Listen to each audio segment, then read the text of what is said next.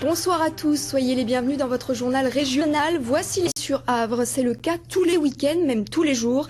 La nationale qui traverse le village est un véritable carrefour routier, un vrai point noir pour les automobilistes et pour les habitants. Pascal Franco et Noël Vaille.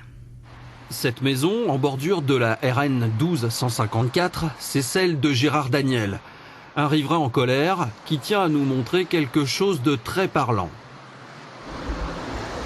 Donc voilà ce que je respire au quotidien, voilà, c'est juste un simple doigt, on peut essayer à d'autres surfaces, vous voyez, c'est ce que je respire tous les jours, c'est ce que tous les riverains respirent tous les jours, voilà, depuis des années. Il y a aussi les vibrations du sol et le bruit omniprésent, à peine stoppé par la végétation et le double vitrage phonique.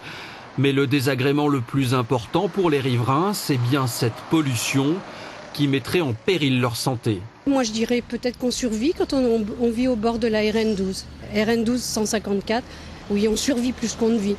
Moi je peux vous donner quelques exemples de plusieurs personnes qui sont décédées du cancer ces derniers mois, dernières années.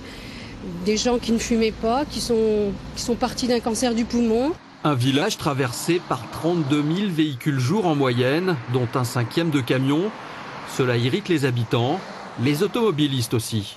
C'est le bordel avec les travaux et là à ce moment ça va, mais à 17h c'est bloqué de partout.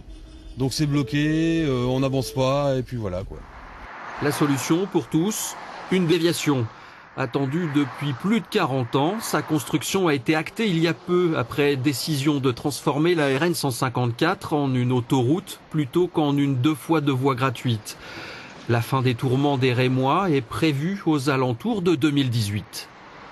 De toute façon, quelle que soit la position de l'un ou de l'autre ou des uns et des autres, l'important c'est que l'année 2018, qui est celle qui est annoncée, Saint-Rémy et les Rémois le souhaitent avec grande force, soit déviée, c'est le plus important.